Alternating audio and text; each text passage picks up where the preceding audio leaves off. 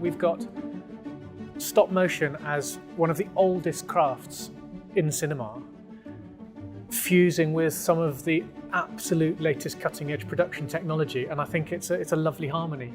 And so we do use every toy in the toy box, that's for sure. The time it takes for us to actually make it probably is about a 5-year process. It's a massive team effort to get a film like this. In a good week, we might hit a minute of film. Yeah. And that's good going. Good going. That's sailing, that is cruising. Yeah.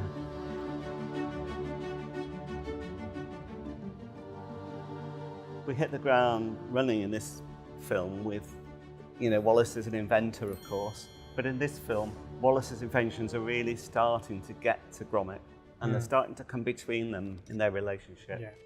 Oh, that's it, lad. My new Patomatic will oblige. And if you think that's progress, wait till you see the next thing I'm working on. And there's just this idea that was, what if Wallace invented the smart gnome to help Gromit, and it's really because it just offered lots of potential for story and gags and drama and all the elements we're always after. When we set out on Vengeance Most Foul, one of the key things we talked about was trying to make it in quite a traditional way so that it reflected how we would have maybe made Wrong Trousers, because there's already that link in the story. But at Aardman, we've done a lot of films now since Wrong Trousers and tried lots of different techniques. And I feel like we've had an opportunity on Vengeance Most Foul to choose the best pieces of all those other films and try and bring them together. No matter how big it's got and how much more complicated things may be, we've really tried to maintain on this production that initial feeling we used to have on the Wrong Trousers. Unfortunately, I think we've done incredibly well in keeping that all together, as well as adding extra effects that we can do digitally. But keeping that spirit alive has always been a major point for me. Cracking toast, Gromit. Part and parcel of the process that we have in animation, though, we problem solve ahead by storyboarding. So once you have the script, the directors then take that and put it into an animatic, which is really detailed. It's effectively the film in sort of like a hand-drawn version. We do a rough soundtrack with our scratch voices on it and scratch music, and just to get the feel for the shape of everything. We're effectively making the film before we start filming because we can't afford to do more takes, That information gets locked down, and it's a template for the film. And all of the different teams that need to get involved to make the film can start looking at the animatic. And so the art department will start to know, we need wide vistas, we need interior shots, we need certain props and elements to build this location. It's not in the film much, but I do love the interior of the submarine. It's a beautiful little set piece, and we're only there fleetingly, but the care and attention and detail is absolutely exquisite. Stop motion sets have a whole load of different things we have to design in. So right from the beginning in mock-up stage, we've planned how this set is going to come apart so that we can get animators in there. Well, I think Matt Perry and the art team, they're always thinking about efficient ways to do things. So here in this scene, we've got the Norbots who are all busy in the background working away in the sub. And then when we come to shoot it, we will start taking bits apart. We'll quite often shoot one side, then another, and then the ones at the back, and they'll all be put together in layers. But it does allow the animator just to focus a bit more on that key performance. So yes, the sort of modular way it's made is really helpful for us. Then the puppets that go in it. Which characters is it? How many characters is it? So the puppet department need to know, oh my goodness, we need 15 Norbots for that shot. Over the course of this film, I've probably made about 176 puppets. That's, obviously my team. We've got a lot more tools available to us, like 3D printing and better materials. I did work with Nick and Merlin to kind of You know, so maybe just slightly update them and tweak them a little bit because we were going to build them in a whole new way as well. One of the things that makes all the puppets work is these ball and socket joints. So this is what's inside our Norbot here, and the puppet needs to be able to be moved in a very controlled way so that every time you move it, it stays put to where you've left it, because it's our job to make the puppets very user-friendly so that it makes it smoother on the studio floor, makes it easier for the animators. And all the characters, the heads and hands, the expressive bits are clay, or even if they're clothes, they're probably moulded from an original clay model, even if they're now made of silicon sometimes. But to keep that's also the heart and soul of Wallace and Gromit, that it remains authentic and handcrafted, handmade, handcrafted. Yeah. Like Gromit, here he is in his biker's outfit. So we put in the fingerprints. So that would be the sculptor would do that, or sometimes it would be the mould maker as well might just put a few in, and then the animator would be then sculpting that on the set. So then they'd leave their fingerprints on it. There's such a tendency for some people to keep everything, try and smooth everything down and make it all perfect. And then we just have to say, no, keep it all thummy, as we say. Keep it thummy. And it makes it feel, I think, when you watch it, somehow it connects you with it. You know it's organic and it's real. Nick Park personally pushes one fingerprint into each puppet that's made before the film, and then the rest of the team work on top of that. That's not actually true.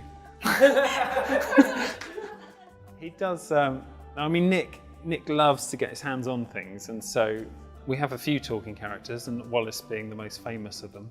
And his whole mouth set, in fact, was developed over years with Nick. And the mouth sets comprise of about sort of 12 to 16 different shapes, different phonetic shapes.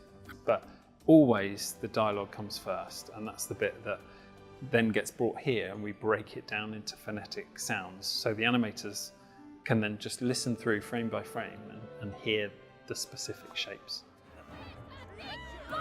I'm live outside the West Wallaby Street house of the evil inventor, Mr. Wallace. Evil?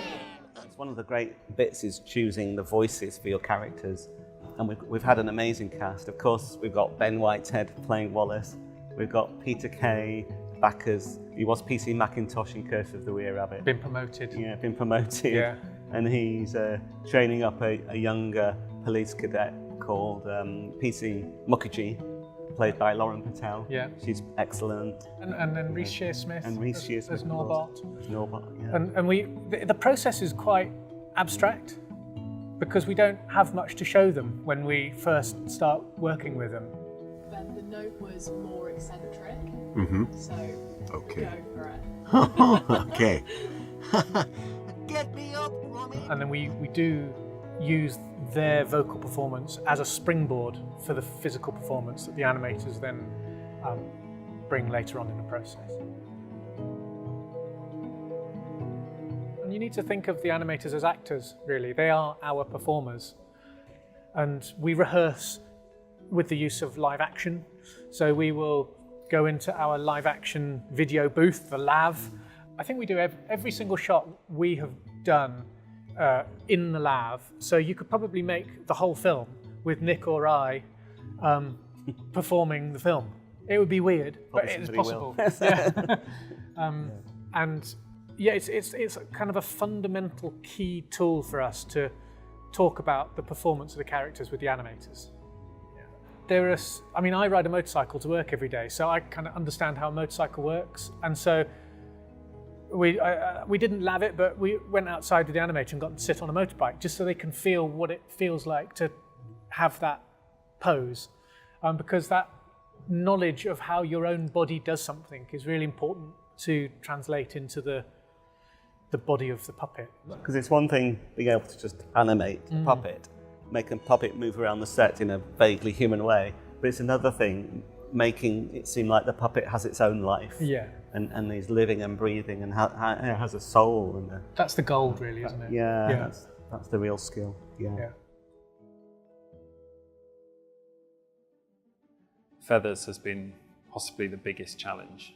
you know, a character that's so iconic and has lived, you know, in people's memories for so long. People have been saying for a long time, oh, when are you going to bring back feathers, and never really found the right place for it. And this seemed like the perfect opportunity. Yeah. It was really to solve a big story issue, a story problem that we were having. With the original story was just about Wallace inventing these mechanical, like smart gnomes, and how they go wrong and cause trouble. But there was always a problem in like what's motivating them, and you know, where are they coming from, and so it was like a lightning strike, really. Part of like what makes him so amazing as a character is the fact that he's a penguin, he's a master criminal. He's disguised himself as a chicken with a rubber glove. Like, it's all so bonkers that he shouldn't be villainous, but the way Nick sort of has created that character, and Merlin, maybe it's like the lack of pupils, the sort of cold, dead eyes. They're not dead, they've even got like a sparkling, like, you know he's thinking, and that comes across in the animation. Of course, when we first see him in this film, we can switch into our sort of film noir mode. I mean, when we first see him in the prison there. Where he's incarcerated in the penguin enclosure. It's beautiful. Yeah, and it's also beautifully lit, you know, by Dave, Alex and the lighting camera team. Yeah. And I love lighting the penguin. I mean, it's such a simple shape. And basically you want to light that inner darkness. And say in the prison there, I've just used the moonlight, blue moonlight on one side and a yellow candle light flickering on the other side, which helps create, it gets the shape of the penguin. But then is the eyes, those beautiful eyes, which are little beads really. And it's just getting them to catch the light just right, that little glint, so you know there's some malevolent thoughts going on inside that little creature.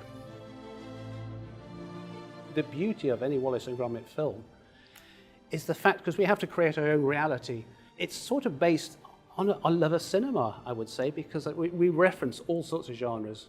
I mean, Nick's very good at what I call genre hopping, that we can go from a sort of Ealing comedy look to sort of a Hammer horror, to Hitchcockian suspense.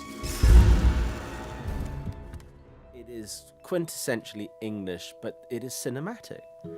But I think it's embracing genres. When we go dark for feathers and things, it's as dark as Hitchcock would have gone. Well, it always, the earlier Wallace and Gromit were always very referential. So there was, you know, moments from Brief Encounter or Hitchcock. So at that time, we would sort of kind of imitate that style of music. So in another film, A Wrong Trousers, we have the thriller bits. It was very much the Herman type music, which we're using, returns a bit in this film. Yeah.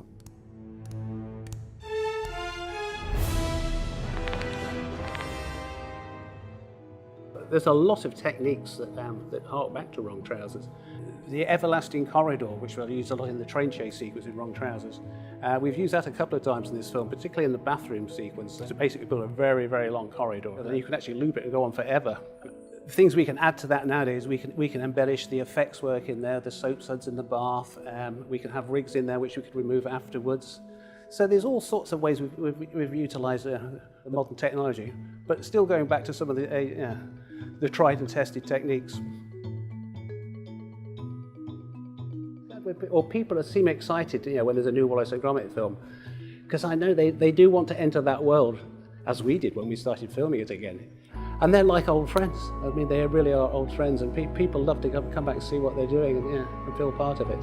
And then, of course, you've got the animation and the whole hand-felt charm of it all has culminated in these shots that ultimately, I think, you know, are going to stand the test of time and everyone's going to love. Yeah, it's a great feeling. I have to pinch myself sometimes to think that, yeah, they're still on telly. Even my first student film is still regularly on telly. Yeah. And people say, oh, well, it's going, oh, I watched that at Christmas. You know, it's part of that sentence that, and we're just delighted that we can continue that with Vengeance Most Foul. It feels like the right place to be. Cheers. Cheers, mate. Cheers, me old pal. Cheers, me old pal.